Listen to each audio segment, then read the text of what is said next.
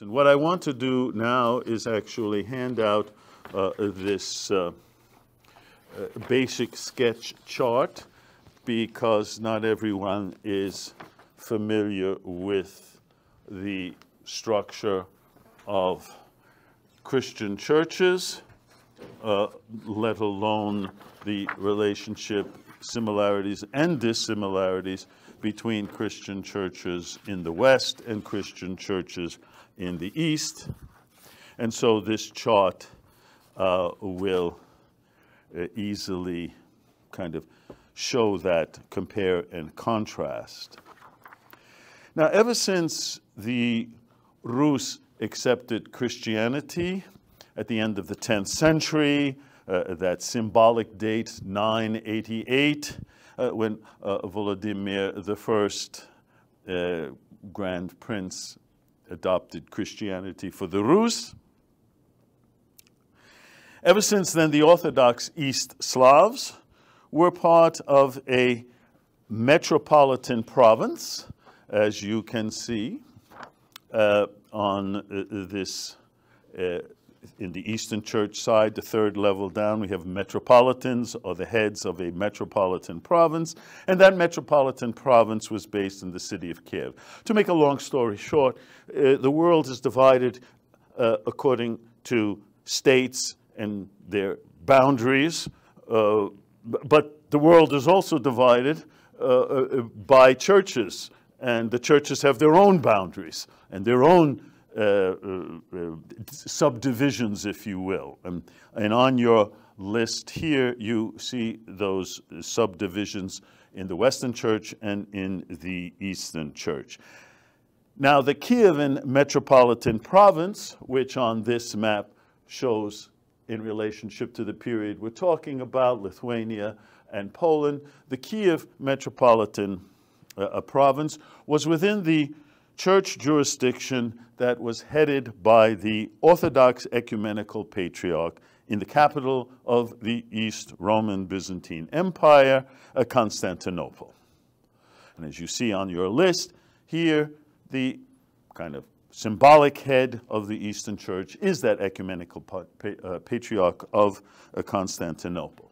And so the Kyivan Metropolitanate is within the framework of that Patriarchate. After the Mongol invasions of the mid-13th century, which we looked at a couple lectures ago, the head of the metropolitan province, that is the Orthodox Metropolitan of Kiev, and his successors, no longer resided in Kiev itself, but rather moved north and resided in the northern Rus city of Moscow. Now, what's important to note here, in the religious world, you may have a name of a place, a region, a city that is part of your ecclesiastical title, but you don't necessarily have to reside in that city. You could be residing somewhere else. So the seat or the head of this particular subdivision within the church can be physically. So here we have the Metropolitan of Kiev, but resident in the northern Rus city of Moscow. When the Grand Duchy of Lithuania comes onto the scene, and it grows rapidly, as we've seen in the 13th and certainly 14th century, in the 1300s, and it came to control the western and southern Rus lands, like modern-day Belarus and Ukraine, the Lithuanian rulers wanted that the head of the Orthodox Church be within the boundaries of their own Grand Duchy. And so they pushed for this. And after much lobbying, in 1458, the Orthodox Ecumenical Patriarch of Constantinople, the ultimate head of the Orthodox world, recognized the division of the Kyivan Metropolitanate into two separate jurisdictions.